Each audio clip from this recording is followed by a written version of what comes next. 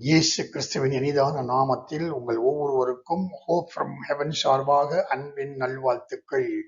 இந்த காலை வேளையிலும் தேவனுடைய வார்த்தையை அசைப்போடு என்ற தலைப்பில் நாம் தியானிப்போம்.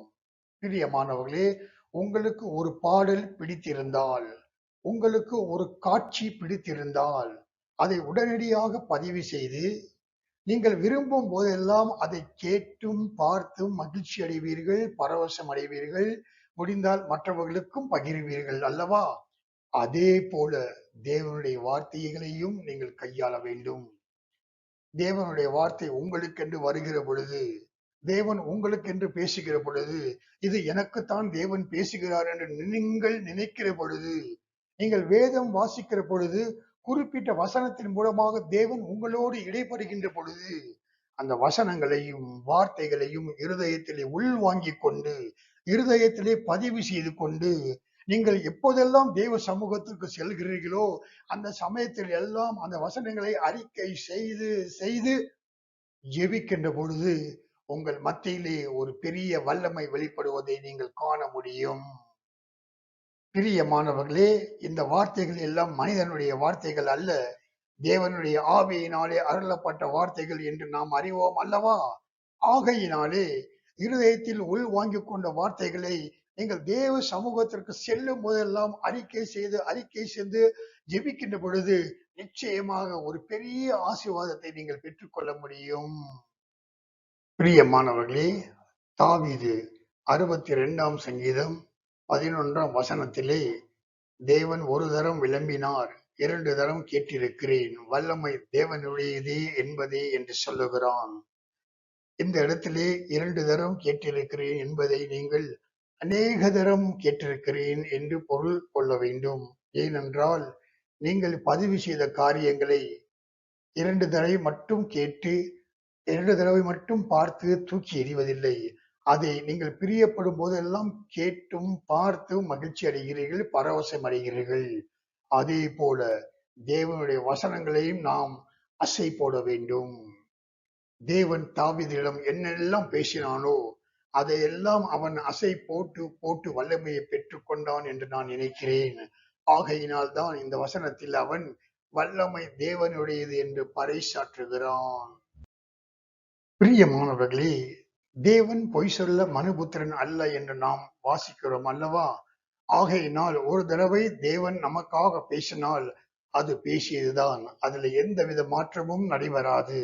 ஆகையினால் தான் யோபு 33ஆம் அதிகாரம் 14ஆம் வசனத்திலே தேவன் ஒரு விசை சொல்லி இருக்கிற காரியத்தை 2ஆம் விசை பார்த்து திருத்துகிறவர் அல்லவே என்று யோபு சொல்லுகிறான். பிரியமானவர்களே, மனிதன் இன்னைக்கு ஒரு வார்த்தை பேசுவான், நாளைக்கு வந்து நேற்றைய தினம் நான் தவறாக பேசிவிட்டேன் மன்னிக்கவும் என்று மன்னிப்பு கேட்பான், வேறு வார்த்தையை பேசுவான். ஆனால் தேவனுடைய அகராதியில் சாரி என்ற வார்த்தையே கிடையாது, மன்னிப்பு என்ற வார்த்தையே கிடையாது. அவர் ஒரு தடவை பேசினால் பேசியதுதான். ஆகையினால் தான் யோபு தேவன் ஒரு விசை சொல்லி இருக்கிற காரியத்தை 2ஆம் விசை பார்த்து திருத்துகிறவர் அல்லவே என்று பகிரங்கமாக அவன் பறைசாற்றுகிறான். ஒரு முறை நம் ஆண்டவர் பிதாவே உம் நாமத்தை மகிமைப்படுத்தும் என்றார். அப்பொழுது மகிமைப்படுத்தினேன், இன்னமும் மகிமைப்படுத்துவேன் என்கிற சத்தம் வானத்திலே உண்டாயிற்று என்று யோவான் 12ஆம் அதிகாரம் 28ஆம் வசனத்திலே நாம் வாசிக்கிறோம்.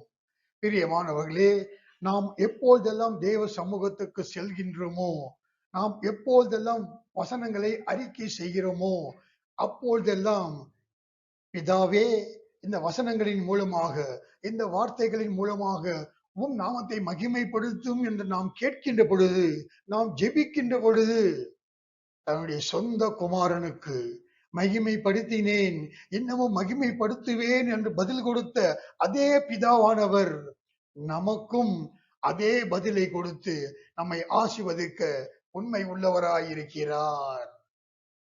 பிரியமானவர்களே, இருதயத்தில் உள்வாங்கிக் கொண்ட வசனங்களை, இருதயத்தில் பதிவு செய்த வசனங்களை நாம் திருப்பி திருப்பி அசை போடும் பழக்கத்திற்கு வரும் பொழுது நிச்சயமாக அதன் மூலமாக, அந்த பழக்கத்தின் மூலமாக நாம் பெரிய ஆசீர்வாதத்தை காண முடியும். என் பரலோக தகப்பனே, உமக்கு எங்களது காலை வணக்கம். இந்த காலை வரையிலும் உமது வார்த்தைகளை நாங்கள் எங்கள் இருதயத்தில் பதித்துக் கொள்ளும்படியாக பேசி இருக்கிறீர். அதற்காக ஸ்தோத்தரிக்கிறோம் ஆண்டவரே.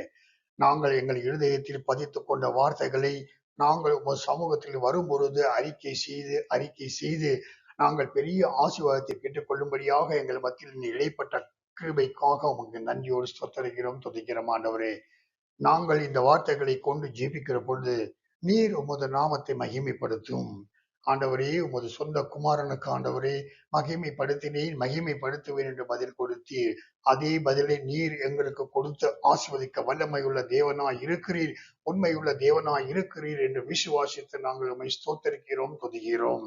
தேவனே, உமக்கே சகல துதி கன மகிமை செலுத்தி ஆண்டவரே மீட்பரும் ரட்சகருமாகிய இயேசு கிறிஸ்துவின் நாமத்தில் ஜெபிக்கிறோம் எங்கள் ஜீவனுள்ள நல்ல பிதாவே, ஆமீன். தேவன் தாமே உங்கள் ஒவ்வொருவரையும் அபரிமிதமாக ஆசீர்வதிப்பாராக, ஆமீன்.